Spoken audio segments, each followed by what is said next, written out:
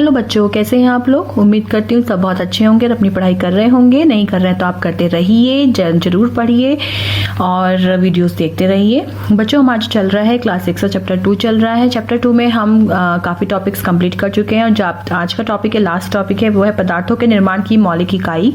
पदार्थों के निर्माण की मौलिक इकाई से मतलब है कि पदार्थ आखिर बने किसके होते हैं। आप एक चौक या कोयले का बड़ा टुकड़ा लें, उसको पीस लें, अच्छे से पाउडर बना लें, उसके बाद भी आप देखेंगे छानने पर भी बहुत महीन कण प्राप्त होते हैं। इसका मतलब जो वो चौक था, कोयले का टुकड़ा था, वो बहुत छोटे छोटे कणों से मिलकर बना हुआ था। ये कण या तो अणु कहलाते हैं या परमाणु कहलाते हैं। अब देखिए, परमाणु और अणु में क्या डिफरेंस है। परमाणु जो होता है सबसे छोटा होता है, इस परमाणु से मिलकर ही अणु बनता है। ठीक है, सबसे पहली चीज तो ये कि परमाणु छोटा है, अणु बड़ा है, परमाणु से मिलकर अणु बना है।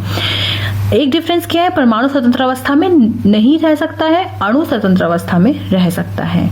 लेकिन परमाणु रासायनिक क्रिया में भाग लेता है, अणु रासायनिक क्रिया में भाग नहीं लेता है। ये दो मेजर डिफरेंस है इसमें। तो वही इसमें लिखा हुआ है कि परमाणु पदार्थ का वह सूक्ष्मतम कण स्वतंत्र अवस्था में रह सकता है और सभी गुण विद्यमान होते हैं, अणु कहलाता है। अणु स्वतंत्र अवस्था में रह सकता है।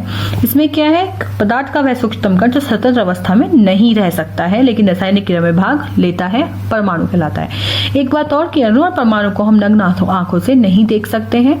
देखिए, जैसे आपने देखा होगा कहीं H2 लिखा हुआ है, ठीक है, कहीं H लिखा हुआ है। क्या डिफरेंस है इन दोनों में?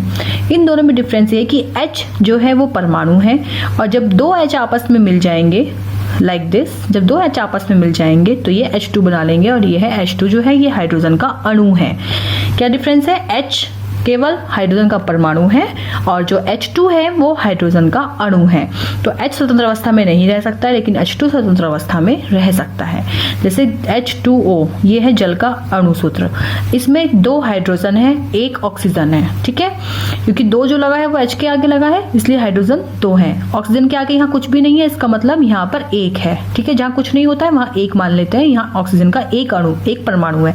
तो ये जल का 1 अणु है पूरा, लेकिन इसमें हाइड्रोजन के 2 परमाणु और ऑक्सीजन का 1 परमाणु है। ठीक है, जो जल का 1 अणु है वो हाइड्रोजन और ऑक्सीजन के परमाणुओं से मिलके बना है। ठीक है, होपफुली आपको ये अणु परमाणु अच्छे से समझ में आ गया होगा। अभी भी कोई डाउट है तो आप मुझे कमेंट करके बता सकते हैं। इसके अलावा एक चीज और है आपके इसमें कि जो परमाणु है, देखो सबसे पहले मैंने आपको बताया परमाणु होता है। ठीक है, ये मिलके बनाता है अणु, अणु मिलके बनाते हैं पदार्थ। ठीक है, अब परमाणु किससे मिलकर बना होता है? परमाणु मिलकर बना होता है इन 3 अवयवी कणों से, प्रोटॉन, इलेक्ट्रॉन और न्यूट्रॉन। ठीक है, तो प्रोटॉन पे प्लस चार्ज धनावेश, इलेक्ट्रॉन पर निगेटिव चार्ज ऋणावेश और न्यूट्रॉन उदासीन होता है। प्रोटॉन को हम P से लिखते हैं, इलेक्ट्रॉन को E से लिखते हैं और न्यूट्रॉन को N से लिखते हैं। ठीक है, तो प्रोटॉन, इलेक्ट्रॉन, न्यूट्रॉन, प्रोटॉन धनावेश, इलेक्ट्रॉन ऋणावेश, न्यूट्रॉन उदासीन। होपफुली ये चैप्टर आपको अच्छे से समझ में आ गया होगा और ये चीज़ जो टॉपिक आज समझाया ये भी बहुत क्लियर हो गया होगा। चलिए, अब नेक्स्ट वीडियो में इसकी हम करेंगे क्वेश्चन आंसर्स चैप्टर के।